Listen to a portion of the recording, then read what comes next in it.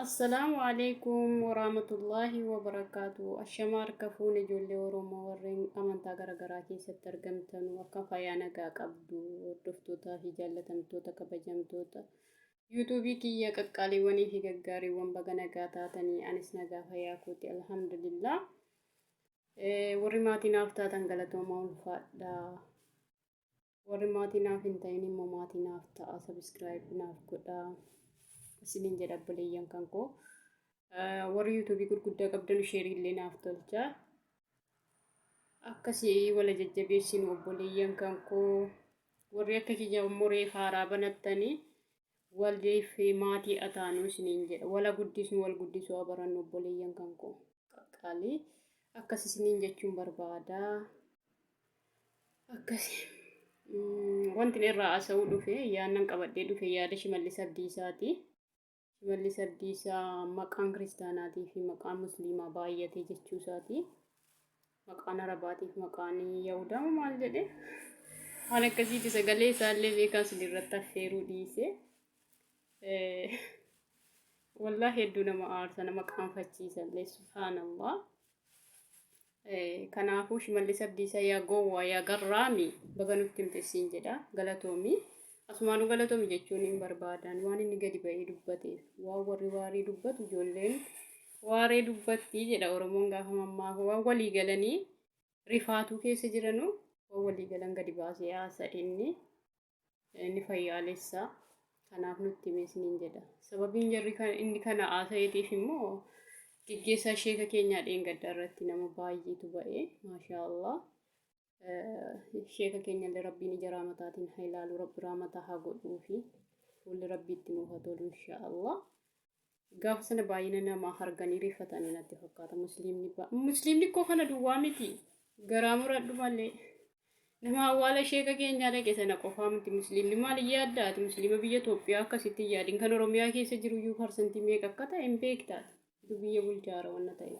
Kanaafuu kana fetu caala siin jechuu barbaadeetan hasumaanuu garaa kee muradhu. Maqaas immoo yoo ta'e maqaan itti fufa malee waan qannasu hin qabuun siin jedha.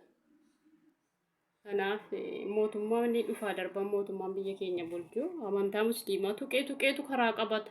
Gaafa du'uu ka'u afaan qarreera gaafa ga'u kalaas musliimuma tuqeetu karaa isaa qaba subhaanallah wallaahi uummanni musliimaa huni.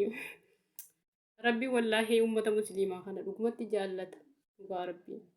Sababni isaatis namni karmarra gaafa qarreera afaan boollaarra ga'u tuqee karaa qaba. Atis akka mallasaa karaa qabuun kennu inshaallah silumaa dhukkufaatiin keessan dhiyoo jira. Dhugaa walitti himna. Innis uummata keenya kaabaan gandaan qooddanii fi xaartanoon kannaan ammoo gara amantaatiin dhufte jabaadhu milkoofta. Garuu gam tokkoon gaariidha. Uummanni keenya irra caalaansaa uummata musliimaatu harka isiniif dha'aa jira.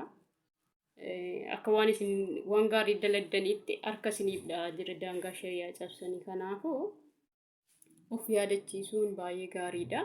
Hirribarraa kaaste. Kanaafuu gaariidha jedheetii yaada. Rabbiin hirribarraa haa kaasu uummata keenya musliimaa. Maaliif innan kan harkatumaa fi jiru uummata warra kaan osoo hin taane uummata Oromoo keessaa uummata musliimaati kan harkasiif dha'aa jiru dhugaa walitti himna.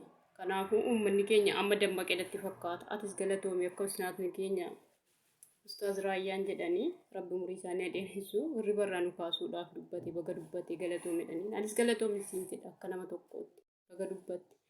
Sababiin isaa uummanni keenya hirribarraa kaa'uuf yaadata wanna ta'eef. Akkuma waan gaarii taatee taasofta atiyyuu maqaa amaaraa baattee jirta bara. Shimallis jechuun maqaa Oromoo sitti fakkaate. Subhaanallah. Otoo caalaa yookaan caaltuun dubbataniifi maqaa akkasii baattee otoo dubbatte baay'ee namatti tola ture. Bari Oromummaa keenya nuti ittiin boonna si caalaa. Yaa orii. Ilma abbaa gadaa jettee gadaa kana ajjeesaaru si'ii malee ilmaan Oromoo musliimaati miti. Kan abbaa gadaa iddootti jilbeenfachiisee iddootti fixe. Amma immoo ilmaan musliimaa iddootti jilbeenfachiistee rashanuu barbaadde moo akkuma abbaa gadaa rashante. Kanaafuu si'i kan ilmaan Oromoo fixaa jiru malee musliima miti siin jedha. Yookaanis kan Oromummaa balleessaa jiru si'i malee musliima miti. Atiif Oromummaan dhumaayyuu waa walitti hin qabdan yoo kan irraa dhalatti taateef malee. Maalitti qabda Oromummaatti? Utuu Oromoo taate maaf Oromoo ajjeeste? garuu gaafa akkasiin jedhe oromummaa keessirraa dhiqee miicee baasaa miti akkasi. Kanaaf oromummaati illee nuuf hin kennitu nurraallee furachuu hin dandeessu gonkumallee. Amantaa keenyas ni jaallanna oromummaa keenyas ni jaallanna. Amantaan keenya immoo lubbuu keenya. Arabaa dhufuu dhiisee eessaayyuu yoo dhufe. Kan faranjii dhufes kan arabaa dhufes kan eessaa dhufes mirga abbaatii itti caalla malee wanti nurraa hir'istu hin jiru siin jechuu barbaada. Amantaa kiristaanaas ta'e musliimaas ganaa baay'ata garaa buradhu. Dhageessee itti gurratti siyaa cala'u. Isin immoo ilmaan musliimaa hundi keessaniyyuu ijoolleen musliimaa baay'adhaa wal horaa maqaallee maqaa islaamaatiin baafadhaa siin jechuu barbaada. Kana akkasii dhiifamaa obboleeyyan kan koo of olchaa isiniin jedha. Wallaahi al tokko gaafa na aaru dubbachuu illee hin danda'u. Akteeshinii namaatu atamaa kanaafuu dhiifama naaf godha. Aariidhaan isinitti dubbadhee isiniin jedha obboleeyyan kan koo dhiifama guddaasaa naaf olchaa badii kiyyaaf naaf olchaa isiniin jedha. Dogoggora kiyyas naaf barreessaa obboleeyyan kan koo. Akkas isiniin jedha. Galatoomaa ulfaadhaa. Subscribe share naaf godhaa. Please na gargaara obboleeyyan kan koo.